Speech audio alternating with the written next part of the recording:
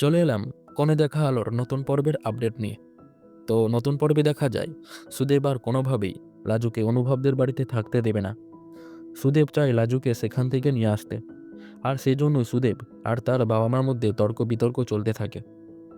এরই মধ্যে সুদেবের মা তখন রেগে গিয়ে বলে, আমি কোনোভাবেই ওই মেয়েকে বাড়িতে বউ করে আনতে পারবো না। যদি আনি তাহলে পুরো গ্রাম হয়তো আমাদেরকে একঘরে করে দেবে, আর এটা কোনোভাবেই আমি মেনে নিতে পারবো না। তো মায়ের কথা শুনে সুদেব প্রচণ্ড রেগে যায় এবং বলে, তাহলে আমিও নিজেকে শেষ করে দেব।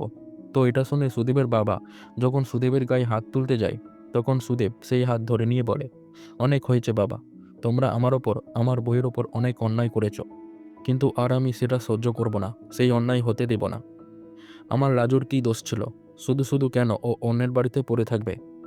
ওর তো নিজের সংসার আছে, নিজের বর আছে, তাহলে কেন ওই মেয়েটা অন্যের বাড়িতে পড়ে থাকবে? কিছুতেই আমি সেটা মেনে নেব না। তো সুদেবের কথা শুনে কমলা বলে, তোর সাহস দেখে আমি অবাক হয়ে যাচ্ছি। সুদেব, তুই আমাদের মুখে মুখে তর্ক করছিস? তোর এতটা পরিবর্তন হয়েছে? তো সুদেব বলে, কি করব বলো, তোমাদেরকে তো অনেকবার বুঝিয়েছি, তোমরা তো বুঝতেই চাও না, তাই বাধ্য হয়ে আমাকে এই ব্যবস্থাটা করতেই হচ্ছে। অন্যদিকে শ্রী অনির সাথে মানে অনুভবের বাবার সাথে কথা বলতে থাকে। অনিবাবু বলে, কি হয়েছে বলো তো? সবসময় তুমি কেন অনুভবকে নিয়ে পড়ে থাকো? অনুভবের বিয়ে হয়ে গেছে, ওকে ওর মতো সংসারটা করতে দাও। শ্রী তখন বলে, দেখো, আমি ওদের সংসারে মাঝখানে কখনোই ঢুকিনি আর ঢুকতেও চাই না। আমি এটাই বলছি যে তুমি একটা ব্যবস্থা করো। অনুভবের বাবা বলে, কিন্তু আমি কি করব? আমার পক্ষে কি করা সম্ভব?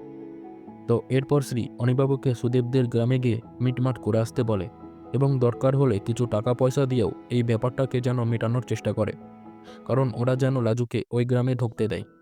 আসলে শ্রী চায় লাজু যেন এই বাড়ি থেকে একবারে চলে যায়, তাহলে আর কোনো চিন্তা থাকবে না। বনলতার সাথে অনুভব ঠিকঠাক সংসার করতে পারবে। অন্যদিকে দেখা যায় অনুভব আর বনলতা দুজনে কথা বলছে। বনলতা বলে, অনুভব, লাজু না কেমন যেন হয়ে গেছে, আগের মতো আর আমাদের সাথে ফ্রিভাবে মিশতে পারছে না। ওর মধ্যে ভালো একটা চেঞ্জেস এসেছে, আর সেটা আমি বুঝতে পারছি। মেয়েটা কেমন একটা থম মেরে গেছে। অনুভব বলে, কি বলবো বলো, আমার মাথায় যা এসেছে আমি ওকে বলে দিয়েছিলাম, কিন্তু সত্যি সত্যি বলতে গেলে এতটা রিয়্যাক্ট করা হয়তো উচিত হয়নি। আমার ভুল হয়েছে, কিন্তু আমি ওর কাছে ক্ষমা চেয়েছি। বনলতা বলে, তোমার মা যদি এই ব্যাপারটা জানতে পারে না, আরও বেশি করে অশান্তি করবে, কারণ তোমার মা তো লাজুকে একদমই পছন্দ করে না।